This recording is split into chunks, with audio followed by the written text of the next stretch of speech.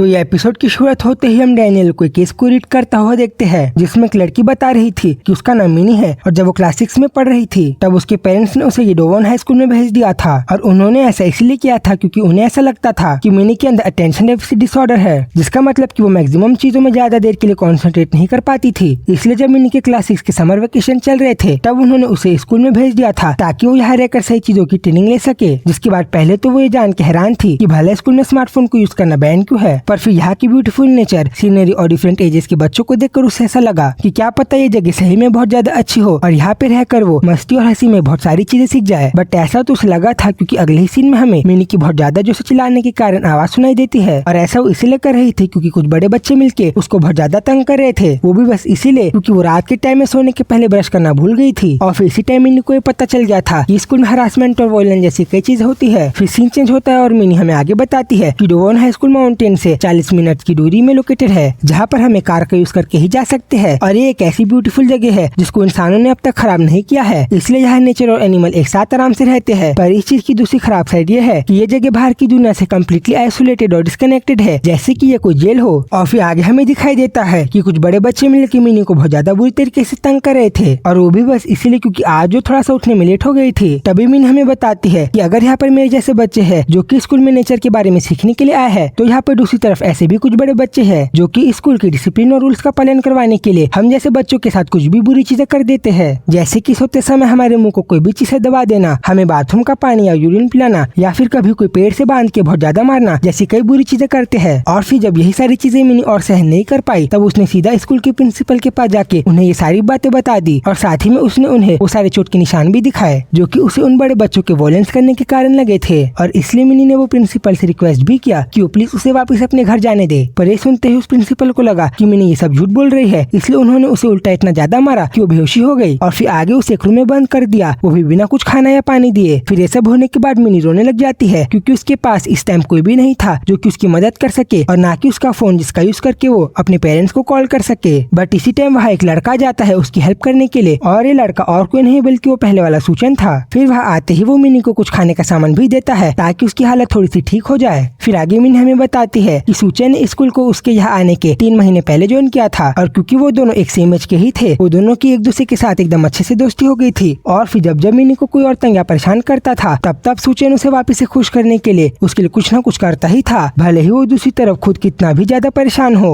फिर आगे सूचन मिनी को बोलता है कि तुम जल्दी से खा के मुझे रैपर दो, क्योंकि अगर हमें यहाँ पे किसी ने पकड़ लिया तो आगे मेरे लिए बहुत ज्यादा बड़ी प्रॉब्लम खड़ी हो जाएगी। पर फिर तभी अचानक से मिनी उसके हाथ को पकड़ के उसे रोते हुए बोलती है, सूचन क्यों ना हम दोनों इस जगह से एक साथ बाहर भाग जाते हैं। फिर अगले ही सीन में हम वो दोनों को बहुत ज्यादा घबराते हुए वो जगह से बाहर भागते हुए देखते हैं, और तभी मिनी को ये रियलाइज होता है कि इतने रात के टाइम में जंगल से बाहर भागने का उसका डिसीजन कितना ज्यादा खराब था। पर फिर भी वो हार नहीं मानती क्योंकि उसे कैसे न कैसे करके इस नर्क जैसी जगह को छोड़ के बाहर भागना ही था। बट तभी भागते हुए अचानक से मिनी एक पेड़ से टकरा जाती है, जिसके कारण वो एकदम जोर से जमीन में नीचे गिर जाती है। तभी सूचन तुरंत उसे संभालता है, जिसके बाद सूचन तुरंत उसे संभालता है। पर तभी अचानक से कोई उन्हें एकदम जोर से चिल्ला के बोलता है कि तुम पागल बच्चे, भला इतने रात के टाइम में कहाँ बाहर भाग रहे हो? क्या तुम्हें सही में लगता है कि तुम लोग इतने रात के टाइम में यहाँ के डेंजरस एनिमल से बच के सही में बाहर भाग जाओगे? फिर इसके बाद मिनी पहले से भी ज्यादा घबरा जाती है। पर तभी सूचन उसे एक रास्ता दिखाकर बोलता है, क्या तुम्हें वो रोशनी दिख रही है? वो पक्का एक रोड की स्ट्रीट लाइट से आ रही होगी, इसलिए तुम जल्दी से वहाँ जाके किसी कार वाले से लिफ्ट मांग के अपने घर चले जाना, और तब तक के लिए मैं वापस जाके तुम्हारे लिए थोड़ा सा टाइम बचाता हूँ। पर तभी मिनी उसे बोलती है, तुम भला ये सब क्या बात कर रहे हो? हम दोनों को तो एक साथ यहाँ से बाहर भागना है ना? जिसपे सूचन उससे बोलता है, मुझे तो पहले से यहाँ से बाहर नहीं जाना था क्योंकि मेरे पास यहाँ से बाहर ऐसी कोई भी जगह नहीं है जहाँ पर मैं जा सकूँ। जिसके बाद सूचन वहाँ से वापस जाते हुए मिनी को एक प्यारी सी स्माइल करते हुए बोलता है, तुम यहाँ से वापस जाते हुए अपना बहुत ज्यादा ध्यान रखना। फिर आगे हमें सुनाई देता है कि सूचन को स्कूल के बच्चे बोल रहे थे, ओए पागल, क्या तुझे सही में मरने की इतनी ज्यादा जल्दी है? और भला वो लड़की कहाँ है? जल्दी बता वरना तेरी खैर नहीं। और ये सुनने के बाद मिनी तो और भी ज्यादा घबरा जाती है। पर फिर आगे वो सूचन की बात मानते हुए वहाँ से बाहर भाग जाती है। और फिर सीन चेंज होता है और मिनी हमें आगे बताती है कि थैंक्स टू सूचन, जिसके कारण वो सेफली वापस अपने घर पहुँच गए है। और फिर आगे उसने अपने पेरेंट्स को वो सब कुछ बता दिया जो कि उसके साथ उस बेकार से स्कूल में हुआ था। पर उन्हें तो ऐसा लगा कि मैं उस स्कूल से वापस भाग के इसलिए आए हूँ क्योंकि पक्का मुझे वहाँ की ट्रेनिंग बहुत ही ज्यादा हार्ड लग रही होगी, और इसलिए उन्होंने प्रिंसिपल के पास जाके उनसे माफी भी मांगी। और अब इस इंसिडेंट को हुए 3 साल बीत चुके हैं, पर मिनी अभी भी उस इंसिडेंट के कारण इतनी ज्यादा घबराई हुई है कि उसने फाइनली डोवन हाई स्कूल के वेबसाइट को विजिट करने का डिसाइड किया। और फिर जैसे ही उसने ये देखा कि अब उस इंसिडेंट को हुए 3 साल बीत चुके हैं पर सूचन अभी तक वहीं पे फंसा हुआ है, वो पहले से भी ज्यादा हैरान हो जाती है। और फिर आगे रोने तक लगती है। पर फिर उसी दिन के बाद से वो गिल्ट के कारण कि उसने सूचन को उस भयानक से जगह में अकेला छोड़ दिया है, वो बहुत ही ज्यादा घबराई और डरी हुई है। और अब तो उसका ये गिल्ट इतना ज्यादा बढ़ गया है कि वो अच्छे से सो तक नहीं पा रही। इसलिए आगे वो एजुकेशन अथॉरिटी से ये भीख मांग रही है कि वो प्लीज उस नर्क जैसे भयानक से स्कूल को बंद करवा दे, या फिर प्लीज अगर हो सके तो बस सूचन को स्कूल से बाहर निकलवा के उसकी जान बचा ले। और तभी सीन चेंज होता है और हमें आगे दिखाई देता है कि डैनियल फाइनली उस डोवन हाई स्कूल के गेट के सामने आ गया था सूचन की जान को बचाने के लिए। और फिर वो बोलता है यहाँ पे कोई डोरबेल तो है ही नहीं, तो अब मैं इस जगह के अंदर कैसे जाऊँ। तभी उसे एक बोर्ड दिखाई देता है जिसमें लिखा था कि अगर आपको यहाँ के अंदर आना है तो आपको प्यार से प्लीज मुझे यहाँ के अंदर आने दो, ये बोलना पड़ेगा। जिसके बाद वो शर्माते हुए ऐसा ही बोलता है और तभी उस गेट को तुरंत एक बच्चा खोल देता है और ये लड़का और कोई नहीं बल्कि सूचन था। और अब वो क्लास 9th में पहुंच गया है। तभी डैनियल उसे देख के आसानी से पहचान जाता है। फिर सूचन उसे पूछता है कि तुम भला कौन हो और यहाँ पे क्यों आए हो। डैनियल उसे बताता है कि वो यहाँ पे उसके प्रिंसिपल से मिलने के लिए आया है। फिर इसी पे वो उसे बोलता है अच्छा मतलब आप मास्टर के गेस्ट हो, ठीक है तो आप प्लीज बाहर थोड़ा सा वेट करो, मैं जल्दी उन्हें आपसे मिलने के लिए बुला के लाता हूँ। पर जब वो ऐसा बोल रहा था तभी हमें उसके पीछे एक लड़का दिखाई देता है जिसको किसी ने इतना ज्यादा बुरी तरीके से मारा था कि उसके सर से बुरी तरीके से खून निकलने लग गया था। और ये करने वाला और कोई नहीं बल्कि सूचन ही था जिसने उसकी हालत एक बेसबॉल बैट से मार के की थी। और अब ऐसा क्या हो गया है कि सूचन जो खुद दूसरे बच्चों के कारण बुली और परेशान होता था वो खुद उल्टा दूसरे बच्चों के साथ ऐसा कर रहा है। यही चीज हम एकदम अच्छे से अगले एपिसोड में जानेंगे, इसलिए उसको देखने के लिए चैनल को सब्सक्राइब कर लो। तब तक के लिए बाय बाय।